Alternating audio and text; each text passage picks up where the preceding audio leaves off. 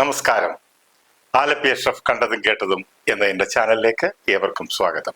ക്ഷമയെന്നത് ജീവിതത്തിന്റെ താക്കോലാണ്. സ്നേഹം അതിന്റെ പൂട്ടും. സ്നേഹത്തോടെ പൂട്ടാനും ക്ഷമയോടെ തുറക്കാനും അറിയുന്നവരാണ് ബന്ധങ്ങളുടെ യഥാർത്ഥ അർത്ഥം ഗ്രഹിക്കുന്നത്. ബന്ധങ്ങളൊക്കെ അവകാശങ്ങളായി മാറുമ്പോൾ പ്രതീക്ഷകൾ ഭാരമാകും. എന്നാൽ സ്നേഹം ഒരു ഉത്തരവാദിത്തമായി ജീവിക്കുമ്പോൾ അതൊരു അനുഗ്രഹമായി മാറുന്നു. ക്ഷമയും സ്നേഹവും രണ്ട് വാക്കുകൾ മാത്രമല്ല, ജീവിതത്തെ നിലനിർത്തുന്ന അദൃശ്യ ശക്തികളാണ്. ഇവ രണ്ടിനെയും ഹൃദയത്തിൽ കോർത്തിണക്കുമ്പോൾ ബന്ധങ്ങൾ കേവലം നിലനിൽക്കുക മാത്രമല്ല, അവ മൂല്യവത്തായി പൂക്കുകയും ചെയ്യും. നടിയും മോഡലുമായ ഐശ്വര്യ ലക്ഷ്മിയുടെ ജീവിത വെല്ലുവിളികളെയും അവരുടെ ഉറച്ച തീരുമാനത്തിൽ വരുത്തിയ മാറ്റങ്ങളിലേക്കും നമുക്കൊന്ന് കടന്നു ചെല്ലാം.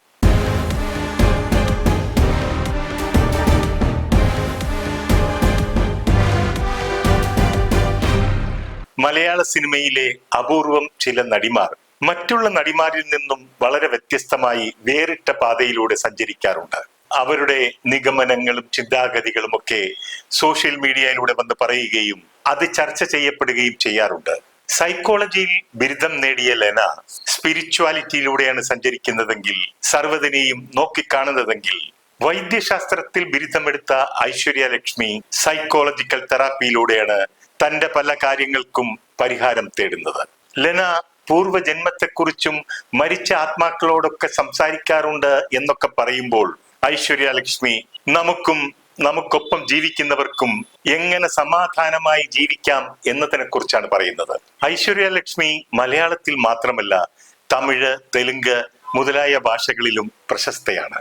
അതുകൊണ്ട് തന്നെ അവരുടെ ജീവിത വീക്ഷണത്തെക്കുറിച്ചുള്ള വാദഗതികൾ പലതും അവിടങ്ങളിലെ സോഷ്യൽ മീഡിയയിലും വലിയ രീതിയിൽ ചർച്ച ചെയ്യപ്പെടുന്നുണ്ട്. തമിഴ് ചാനലുകളിൽ ഐശ്വര്യ ലക്ഷ്മി കൊടുക്കുന്ന ഓരോ അഭിമുഖങ്ങളുടെയും അടിയിൽ വരുന്ന കമന്റുകളിൽ 99% അവർക്ക് അഭിനന്ദനങ്ങളും ബഹുമാനവും നൽകി അവരെ പുകഴ്ത്തിക്കൊണ്ടുള്ള കമന്റുകളാണ് എത്താറുള്ളത്. അതിൽ വലിയൊരു വിഭാഗം ആൾക്കാരുടെയും അഭിപ്രായം അവർ ഒരു ജീനിയസ് ആണെന്നാണ്. എന്നാൽ മലയാള സോഷ്യൽ മീഡിയയിൽ ഉടനീളം അവരെ കുറ്റം പറഞ്ഞും വിമർശിച്ചും കൊണ്ടുള്ള വേദനിപ്പിക്കുന്ന കമന്റുകളാണ് കൂടുതലും. അതെപ്പോഴും അങ്ങനെ തന്നെയാണല്ലോ. പെട്ടെന്നൊന്നും നമ്മൾ നമ്മുടെ ആൾക്കാരെ അംഗീകരിച്ചു കൊടുക്കില്ലല്ലോ. ഗവൺമെന്റ് ഉദ്യോഗസ്ഥരായ മാതാപിതാക്കളുടെ ഏക മകളാണ് ഐശ്വര്യ ലക്ഷ്മി എന്ന ഈ തിരുവനന്തപുരത്തുകാരി. പഠിക്കാൻ മിടുമിടുക്കിയായിരുന്ന തങ്ങളുടെ മകളെ ഒരു ഡോക്ടറായി കാണുവാനാണ് അവർ ആഗ്രഹിച്ചിരുന്നത്. തന്നെയുമല്ല, ഒരു ഡോക്ടറെ കൊണ്ട് തന്നെ വിവാഹവും കഴിപ്പിച്ച് കുടുംബവും കുട്ടികളും ഒക്കെയായി ജീവിക്കുന്നത് കാണാൻ അവർ ഒത്തിരി മോഹിച്ചിരുന്നു. എന്നാൽ MBBS കഴിഞ്ഞ് ഹൗസ് സർജൻസി ചെയ്തുകൊണ്ടിരിക്കുമ്പോൾ തന്നെ ഐശ്വര്യ മോഡലിംഗിലേക്ക് തിരിഞ്ഞു. അതിലൂടെയാണ് അവർ സിനിമയിലേക്കും കടന്നു വരുന്നത്. മാതാപിതാക്കളുടെ മോഹങ്ങളെയും പ്രതീക്ഷകളെയും അപ്പാടെ തകർത്തെറിഞ്ഞുകൊണ്ട് മകൾ അഭിനയ രംഗത്തേക്ക് കടന്നു വന്നത് അവർക്ക് താങ്ങാവുന്നതിലും അപ്പുറമായിരുന്നു. ഐശ്വര്യ ലക്ഷ്മിയുടെ ആദ്യ ചിത്രമായ ഞണ്ടുകളുടെ നാട്ടിൽ ഒരു ഇടവേള എന്ന ചിത്രം വേണ്ടത്ര ശ്രദ്ധിക്കപ്പെട്ടില്ല. എന്നാൽ രണ്ടാമത്തെ ചിത്രമായ മായാനദിയിലൂടെ ഐശ്വര്യ ലക്ഷ്മി ഏറെ ശ്രദ്ധിക്കപ്പെടുകയാണ് ഉണ്ടായത്. ലൈംഗികത കൈകാര്യം ചെയ്ത രീതിക്ക് ഏറെ പ്രശംസ പിടിച്ചു പറ്റിയ ചിത്രം കൂടിയായിരുന്നു ഇത്. ഇതിൽ ടൊവിനോയും ഐശ്വര്യയും തമ്മിൽ ഒരു ഇന്റിമസി സീനുണ്ട്. വളരെ ഇഴുകിച്ചേർന്നുള്ള ലിപ് ലോക്ക് ഉൾപ്പെടെയുള്ള ഒരു രംഗമായിരുന്നു അത്. ഐശ്വര്യ പറയുന്നുണ്ട്, ഈ രംഗങ്ങൾ കണ്ട തന്റെ മാതാപിതാക്കൾ ഏറെ നാൾ തന്നോട് മിണ്ടാതിരുന്നിട്ടുണ്ടെന്ന്. തന്നെയുമല്ല, ഹേമ കമ്മിറ്റി റിപ്പോർട്ട് പൊതുമധ്യത്തിൽ ചർച്ചയായപ്പോൾ തന്റെ മാതാപിതാക്കൾ ഏറെ ഭയന്നിരുന്നുവെന്നും ഐശ്വര്യ ലക്ഷ്മി പറയുന്നുണ്ട്. അവരുടെ അടുത്തൊരു ബന്ധു എന്നോട് പറയുകയുണ്ടായി, മകളുടെ കല്യാണ ആവശ്യത്തിനായി മാതാപിതാക്കൾ 1 കിലോ സ്വർണം ഉൾപ്പെടെ എല്ലാം അവൾക്കായി കരുതിയിരുന്നു എന്ന്. ഇന്ന് നിരവധി കോടികൾ ഐശ്വര്യ സിനിമയിൽ നിന്നും സമ്പാദിച്ചിട്ടുണ്ടെങ്കിലും ഒരു ചില്ലിക്കാശ് പോലും ആ മാതാപിതാക്കൾ തങ്ങളുടെ ആവശ്യങ്ങൾക്കായി മകളിൽ നിന്നും കൈപ്പറ്റിയിട്ടില്ല. ഐശ്വര്യ പറയുന്നു, തന്റെ ആഗ്രഹം കൊണ്ട് അമ്മയ്ക്കൊരു സാരി വാങ്ങിക്കൊടുത്തത് പോലും അമ്മ നിരസിച്ചുവെന്ന്. മകൾ എത്രത്തോളം സിനിമയെ സ്നേഹിക്കുന്നുണ്ടോ അത്രത്തോളം തന്നെ ആ മാതാപിതാക്കൾ തങ്ങളുടെ സ്വപ്നങ്ങൾ തകർത്തെറിഞ്ഞ സിനിമയെ വെറുക്കുന്നുണ്ടെന്ന് വേണം കരുതാൻ. 71 വയസ്സ് പിന്നിട്ട പിതാവിനെയും 66 വയസ്സ് പിന്നിട്ട മാതാവിനെയും ഇനി മാറ്റി തിരുത്തി ചിന്തിപ്പിക്കുക എന്നത് അസാധ്യമാണെന്നാണ് ഐശ്വര്യ പറയുന്നത്. പുതുതലമുറയിലെ മാറ്റത്തിന്റെ പ്രതീകമാണ് ഐശ്വര്യ. ആ മാറ്റം ഉൾക്കൊള്ളാൻ മാതാപിതാക്കൾക്ക് കഴിയുന്നില്ല എന്നതാകാം ഐശ്വര്യയുടെ ആഗ്രഹങ്ങളെ അവർ ഇപ്പോഴും എതിർത്തുകൊണ്ടിരിക്കുന്നത്.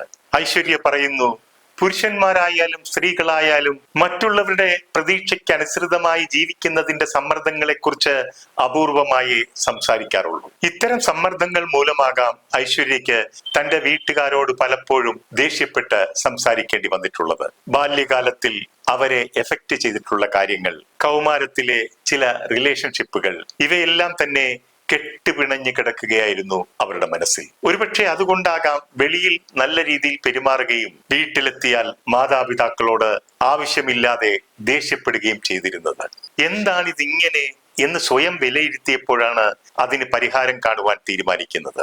അങ്ങനെയാണ് ഒരു തെറാപ്പിസ്റ്റിനെ സമീപിച്ച് തന്റെ ആകുലത അറിയിക്കുകയും തെറാപ്പി ആരംഭിക്കുന്നതും. ഐശ്വര്യയുടെ വ്യക്തിത്വം, ആശയക്കുഴപ്പങ്ങൾ, ആഘാതങ്ങൾ, ബന്ധങ്ങൾ, മാതാപിതാക്കളുമായുള്ള പോരാട്ടങ്ങൾ, ഉറച്ച തീരുമാനങ്ങൾ, തെറ്റിദ്ധാരണകൾ, ഇവയെല്ലാം കൂടി കടന്നു പോകുന്ന ഒരു ചികിത്സാ രീതിയായിരുന്നു തെറാപ്പി. ഇക്കാര്യങ്ങളൊക്കെ ഒരു തെറാപ്പിസ്റ്റിന്റെ മുൻപിൽ തുറന്നു പറയാനുള്ള ചങ്കൂറ്റം ഉണ്ടാകണം. എങ്കിൽ മാത്രമേ നമ്മുടെ മനസ്സിലെ വികലമായ ചിന്തകൾക്കും ആശയക്കുഴപ്പങ്ങൾക്കും നമ്മെ അലട്ടുന്ന പ്രശ്നങ്ങൾക്കും പരിഹാരമുണ്ടാകൂ എന്നാണ് അവർ പറയുന്നത്. തന്റെ വീട്ടുകാരെ പോലും അറിയിക്കാതെയാണ് തെറാപ്പി ചികിത്സ നടത്തിയിരുന്നത്. ഐശ്വര്യയ്ക്ക് തന്നെ കുറിച്ചുള്ള ആത്മവിശ്വാസവും അവരുടെ ചിന്തകളിലെ വ്യക്തതയുമാണ് സ്വയം മനഃശുദ്ധീകരണമെന്ന തീരുമാനത്തിലേക്ക് എത്തിച്ചേരാൻ കാരണമായത്. എന്തായാലും ഈ തെറാപ്പി കൊണ്ട് ഐശ്വര്യയ്ക്ക് വളരെ മാറ്റവും ഗുണവും ഒക്കെ ഉണ്ടായി എന്നാണ് അവർ അവകാശപ്പെടുന്നത്. ഐശ്വര്യ പെട്ടെന്ന് ഇമോഷണൽ ആകുന്ന വ്യക്തിയായിരുന്നു. അതിൽ നിന്നൊക്കെ മാറി ചിന്തിച്ച് തീരുമാനമെടുക്കുവാനും